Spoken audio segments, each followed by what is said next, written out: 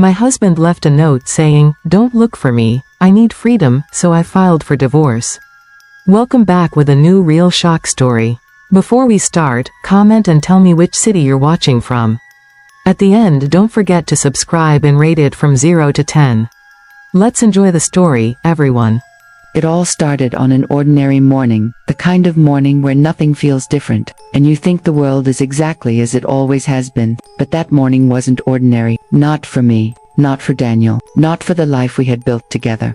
I woke up to silence, but it wasn't the kind of silence that felt peaceful. It felt wrong. My bed was cold where he should have been. I reached over, half asleep, expecting him to be there, but there was only the weight of emptiness. That's when I noticed it on the kitchen table. A scrap of paper folded in half, the edges creased like it had been carried in someone's pocket for a long time. My hands were shaking before I even opened it. The words inside were short, so short they almost didn't make sense. Don't look for me. I need freedom. That was it. No explanation. No goodbye. Just those 6 words, and a space where everything I thought I knew should have been.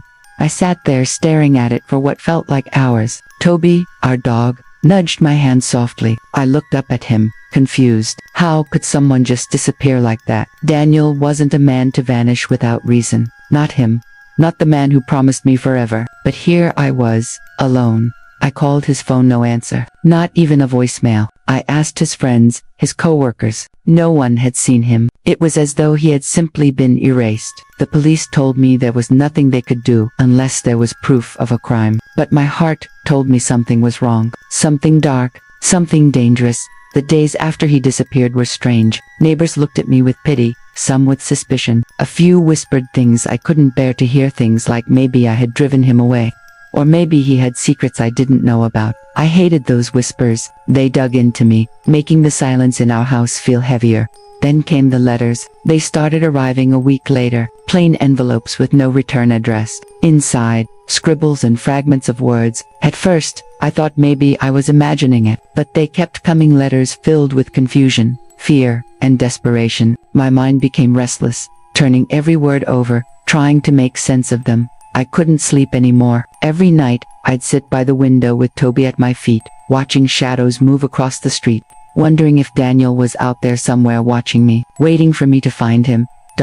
And then I found the folder. It was hidden under his desk, something I had never noticed before. Inside were photographs of places I'd never been, receipts from hotels far away, and pages of a journal he had kept. I didn't read it all at once. I was afraid of what I might discover. But each entry pulled me deeper into something I couldn't understand. Daniel had been running from something. Something he never told me. I couldn't let it go. I had to know why. That night, I started following the clues he had left behind. It wasn't safe. I knew that, but my curiosity, my love, and my fear pulled me forward. I began to see a pattern: hidden meetings, strange addresses, and names I didn't recognize. My heart pounded every time I thought I was close to understanding. The deeper I dug, the more dangerous it felt. I began hearing things: a knock on my door late at night, my phone ringing with silence on the other end, and then the footsteps. Slow, deliberate footsteps outside my bedroom door. Toby growled low, his body stiff. My breath caught, my hand trembled. They stopped, and then nothing. I didn't sleep that night. I couldn't. My mind kept replaying the moment over and over. Daniel's note, the letters, the folder. Everything was pointing toward something I was both terrified and desperate to uncover. By morning, I knew I couldn't ignore it. I couldn't just wait for Daniel to come back. I had to go find him. Because whatever he was running from, I realized it wasn't just his story anymore. It was mine too. I remember stepping out that morning like I was walking into a dream I didn't understand. My phone was in my pocket, Toby at my side, my heart pounding so hard it felt like it could break through my chest. I had no plan, only the thread Daniel had left behind, and a strange, heavy certainty that following it would change everything. The first clue led me to a small cafe on the far side of town. It was the kind of place you pass 100 times without noticing. But something about the name, the way it was written in Daniel's journal, pulled me there. The air inside smelled faintly of coffee and old paper. I sat in the corner, pretending to read, watching every face that walked through the door. My eyes kept scanning for someone I didn't know, someone who might be Daniel or someone who knew where he was. Hours passed, nothing. But then the barista, A quiet woman, with tired eyes, approached me. She didn't ask if I needed anything. Instead, she slid a folded piece of paper toward me without a word. My hand froze before I unfolded it. A single address, no name, no explanation, just an address. I left without a word, Toby following close. My stomach was tight, my mind racing. The address led me to an old part of town I barely recognized. Streets that smelled of rust and smoke. Buildings with windows so dark they felt like they swallowed light. It was the kind of place where people didn't ask questions, and where danger often hid in plain sight. I parked down the block and walked. Every step made me more aware of the silence around me. No children playing, no cars passing, just me, the sound of my boots against cracked concrete, and Toby's steady breathing at my side. Then I saw Itador, half hidden under peeling paint, with no sign except a faint symbol scratched into the wood. It matched one of the drawings in Daniel's journal. My hand shook as I reached for the knob. The door was heavy. It creaked open, revealing a narrow staircase winding down into darkness. The air smelled damp and cold, like something buried a long time ago. Toby whimpered softly. I swallowed hard, telling myself I had to keep going. For Daniel, for the truth. The stairs led to a basement filled with shadows. My eyes adjusted slowly. There were boxes stacked high, old furniture covered in sheets, and in the far corner, faint light. I approached carefully, every nerve in my body on edge. And there he was, Daniel. His face was pale, his clothes worn. He looked older than the last time I saw him, like the weight of something unspeakable had carved itself into his skin. He stepped forward slowly, not speaking, but his eyes told me everything I needed to know. Relief, and a warning. Before I could say anything, he whispered, "You shouldn't be here." Something in his voice made my heart drop. It wasn't anger, it was desperation. He reached for my hand, pulling me deeper into the basement. "They know you're following me. They've been watching. You can't stay here. You don't understand, this is bigger than us." My chest tightened, my mind screamed for answers, but there was no time. Somewhere above us, a noise sharp, heavy, deliberate echoed through the floorboards. Footsteps. That Daniel froze. His eyes locked on mine. "We have to go, now." That moment broke something in me. Every fear I had buried came rushing forward. I wanted to run. I wanted to ask questions, but his hand was pulling me toward the darkness, and I knew there was no turning back. We ran. The sounds followed us faster now, closer. My heart pounded so loud I was sure they could hear it. We burst through another door into a narrow corridor, the air thick with dust and something I couldn't name. Daniel didn't stop. He pulled me forward until finally, we were outside. The cold night air hitting my face like a slap. I gasped for breath. Toby barked once, low and warning. Daniel looked over his shoulder, his face pale in the faint streetlight. "They're coming for us," he said quietly. "I've been running my whole life, and now it's time. You know why."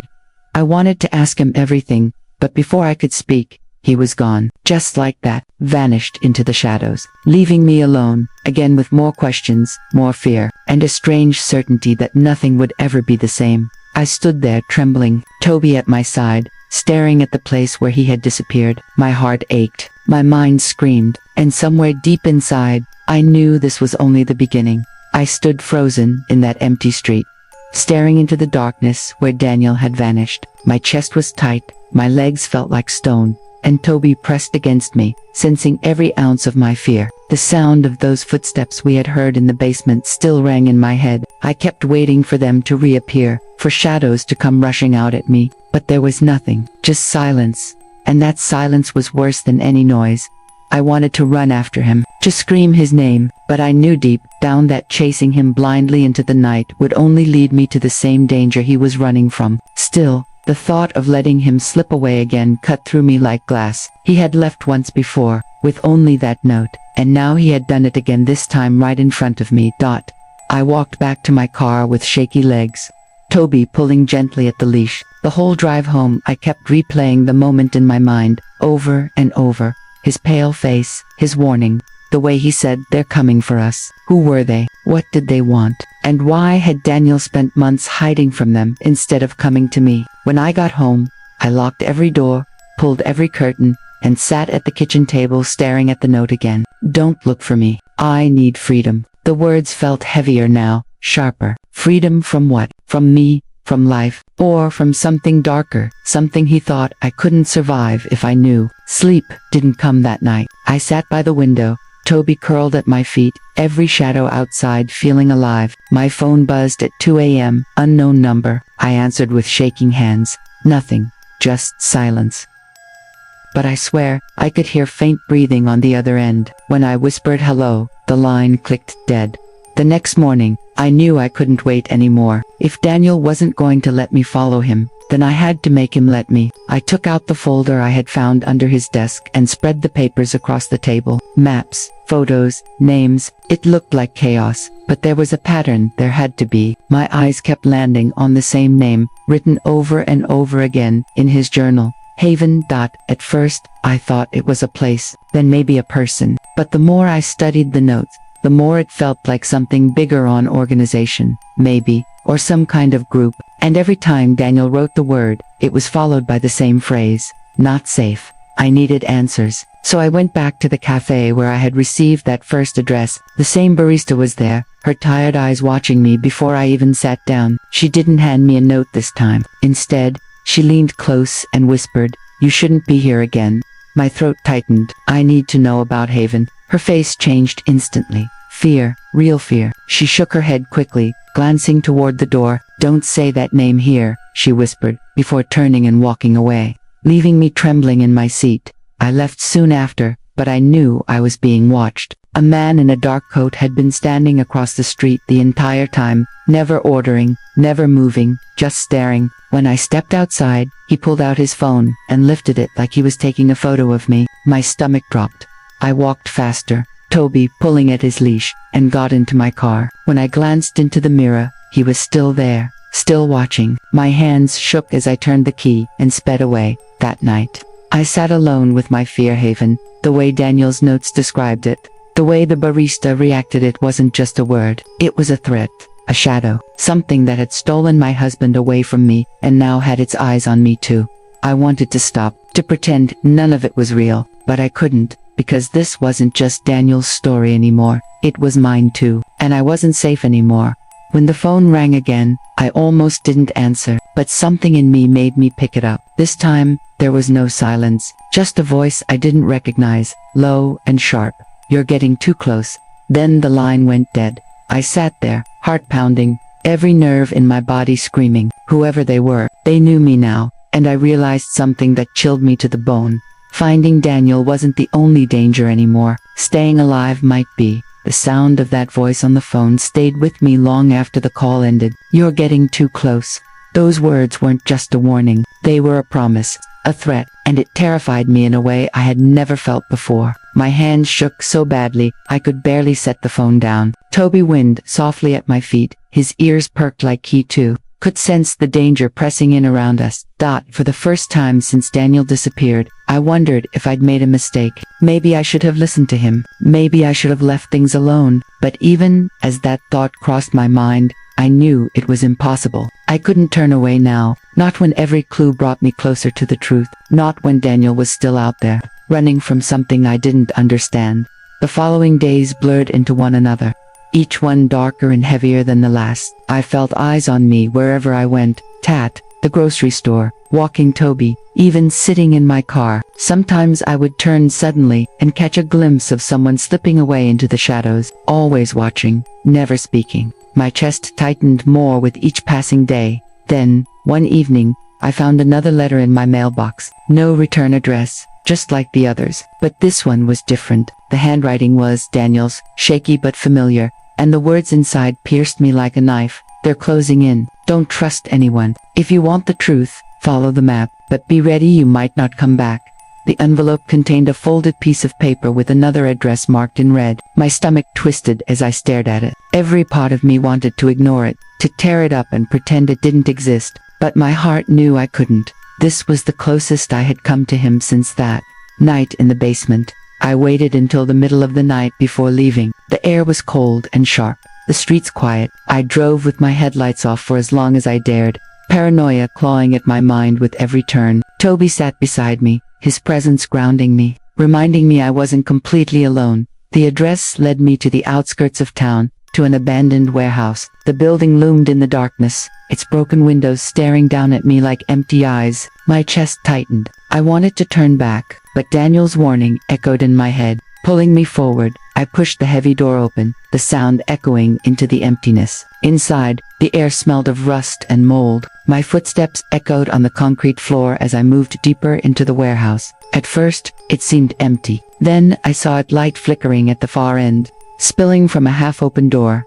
I approached slowly, my heartbeat pounding in my ears. When I pushed the door open, what I saw froze me in place. The room was filled with papers, maps, and photographs pinned to the walls, faces of people I didn't know, places I had never been. In the center, on a table, was Daniel's journal, open to a page scrawled with words so frantic they were barely legible. But one phrase stood out, written over and over again. Haven isn't what it seems. Before I could make sense of it, I heard footsteps behind me. I spun around, my breath catching. A man stood in the doorway, tall and cold, his face hidden in shadow. His voice was calm, but sharp enough to cut through me. "You shouldn't be here." My stomach dropped. This was at the moment I had feared since Daniel vanished.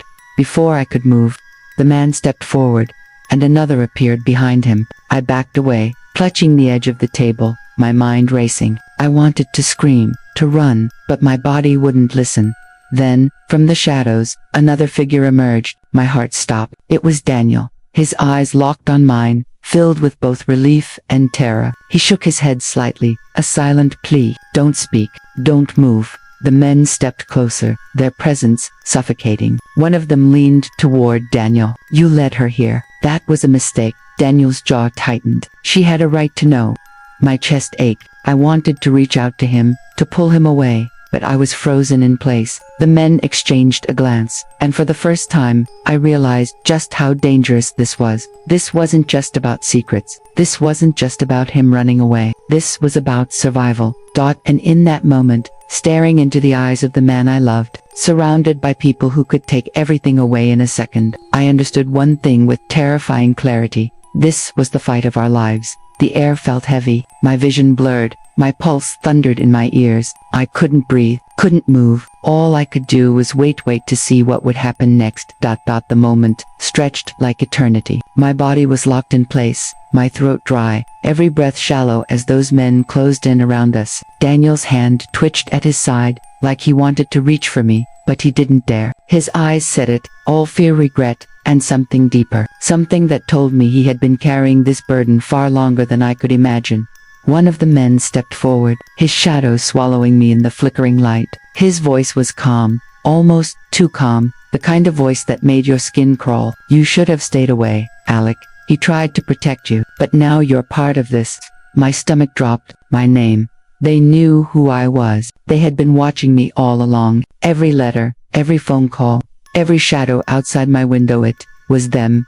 Daniel finally spoke, his voice breaking the tension like glass shattering. "She's not part of this. Let her go." The man laughed quietly, shaking his head. "It's too late for that. She followed you here. She's seen too much. She knows Haven." The word hit me like a physical blow. Haven. I wanted to scream at them, to demand answers, but my body trembled too much. The room felt like it was spinning. I gripped the table behind me just to stay upright. Daniel's jaw clenched. "If you touch her," but the man cut him off with a smirk. "If we touch her, Danya, you brought her here. You made this choice, not us." The air grew thick. My heart pounded so loudly, I could barely hear. I thought of the note he had left. "Me, don't look for me. I need freedom." Was this what he meant? Freedom from Haven, freedom from these men, or freedom from the guilt of knowing they would come after me too? Toby growled low at my feet, the sound sharp in the heavy silence. The men glanced down, amused. One of them muttered, "Even the dog knows better." And then it happened. Daniel lunged. He shoved me hard toward the door, his voice breaking into a desperate cry. "Run!" The room exploded in chaos. The men grabbed at him, their shouts filling the air. Papers flew off the table, scattering across the floor like falling leaves. Toby barked fiercely, his body pressing against my legs as if trying to push me out. I stumbled backward, my hands clawing for the door, my vision blurred with tears, but I forced myself to move. I heard Daniel cry out, his voice torn between pain and rage. "Go, Alec, don't look back." But I did look back. Just once. And what I saw is burned into my memory forever. Daniel pinned by the men, his eyes locked on mine, full of love and fear, and a plea I'll never forget. My body moved before my mind did. I ran, out the door, into the cold night air, my lungs burning, Toby sprinting beside me. I didn't stop. I couldn't. The sound of shouting followed me, echoing through the warehouse walls, but I didn't look back again. I ran until my legs gave out, collapsing on the frozen ground miles away. Toby pressed against me, panting, his eyes wide and alert. My chest heaved, tears streaming down my face, my heart breaking into pieces I knew could never be put back together. Daniel was gone, again. This time not by choice, but because he had sacrificed himself for me. The weight of that truth crushed me. He had been trying to protect me all along. Every note, every warning, every desperate decision, it had all been for my safety. And yet here I was, alone, trembling, and more terrified than ever. The night stretched on, but I couldn't move. My body was heavy with fear and grief. The only sound was Toby's steady breathing and the pounding of my heart. By dawn, I realized something I didn't want to accept. I might never see Daniel again. Haven had him now, and whatever secrets he had been running from, they weren't just his anymore. They were mine too. The thought tore through me, leaving me both broken and alive in a way I couldn't explain. Daniel's last words echoed in my ears. Run, don't look back.